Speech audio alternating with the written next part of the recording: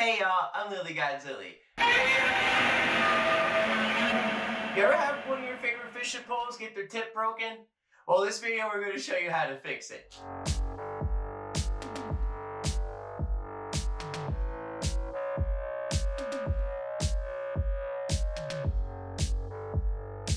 Okay, so the kit we're going to be using today is going to come with a bunch of fiberglass rods, all varying thicknesses.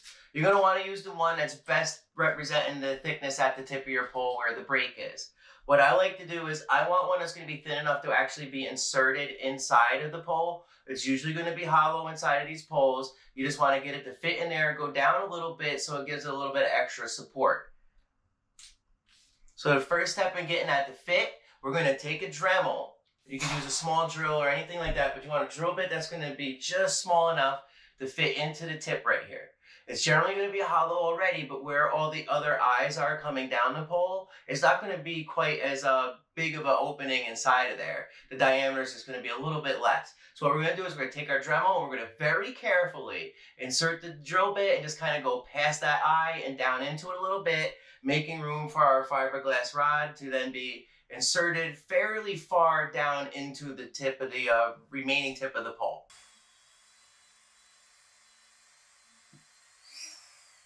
Alrighty, so after you're done with the drill, we're going to want to prep our little fiberglass rod. And what we're going to do is we're just going to take some sandpaper. I have two different grits. One's about 150, maybe 100 grit. And we're going to start with roughly the distance we want to insert it into the pole. And just kind of wrap it around there. And then just twirl it, sand it down a little bit. We want to put a slight taper in towards the end. Then once we get it to where it's fitting in there pretty good, and we're getting it down far enough like we want to, we're going to take a slightly finer bit of sandpaper. This one's like probably about 200 grit, maybe a little finer. And we're just going to do the same thing with that one. And once we do that, and we get it all fit and ready to go into the remaining tip of our pole, we're then going to want to do the same thing on the top, but don't put a taper in it. Just very lightly sand it, just to add a little surface area and rough it up a bit for the epoxy to stick when we put our eye on. So we'll start off with the rougher paper. Don't want to go too far down it. And this time we're not going to do it nearly as much. We just want to rough it up a little bit so that the epoxy will stick.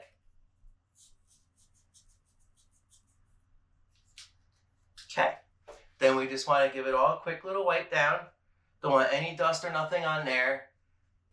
Then we're going to test fit it. We want to slide the tip in and make sure that it fits nice and snug. Put the eye on the top and make sure that that fits properly. Then we're going to want to very gently give it a nice bend and make sure that it all bends uniformly throughout the tip. Okay, now that this is all prepped and ready to go, and we have our pole prepped and ready to go, it's time to mix up our epoxy.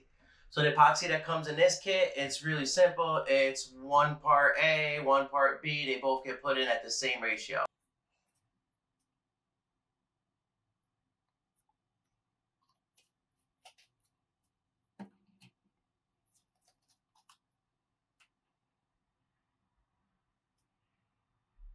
All right, so they usually don't have to be 100% exact. Sometimes it matters a little bit more than others, but usually eyeballing it or using a little measuring cup, and that's all you really need to worry about. So we're just going to mix it up.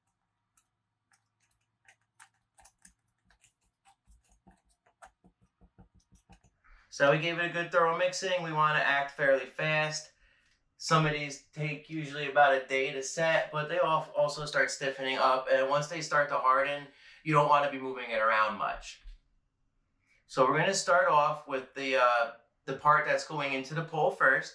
I'm just going to take a little brush and just kind of gently get the epoxy on there.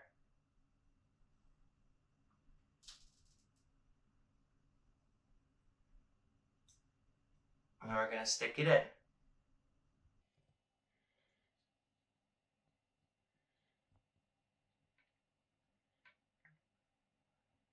Okay.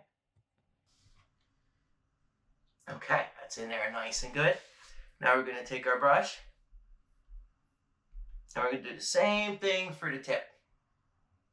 We're going to wipe it on, get a bit of epoxy on there, and get it ready for our eye.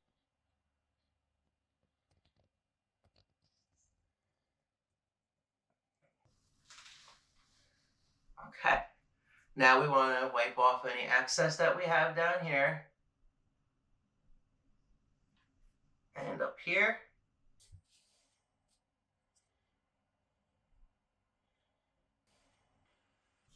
And after we get that set, we just look down the eyes and make sure that they're all lined up. And once it's all lined up good and your epoxy's on there, you just want to leave it sit for about 24 hours, give it a chance to cure. Then we'll come back and check it out and make sure it's all good. All right, y'all. So it's been 24 hours. We just let the pole sit without touching it. It cured overnight and it's really good now. So we just test it and make sure that not only is it strong, but we're getting a nice bend everywhere. We're not getting any flat spots or no part is like bending more than the other too much. And our line goes through all our eyes good. And it looks like we're pretty good here. And this is ready to bring out fishing. So we're going to get this out there and hopefully test it with a real fish again soon. Which we were able to do. And I'm happy to say it casts just as good as it always used to. Even with an ultra lightweight bait, I can still get it out there really far. And it still feels good hooking into a decent fish. The pole bends like it's supposed to. Get a decent hook set. The line goes through all the eyes good. It feels nice. And it still has enough backbone to actually fight the fish and reel them in. New video of that fishing trip will be out soon. So if you made it this far, just like to thank you for watching. And we'll see you next time. Bye. All right, let's go fishing.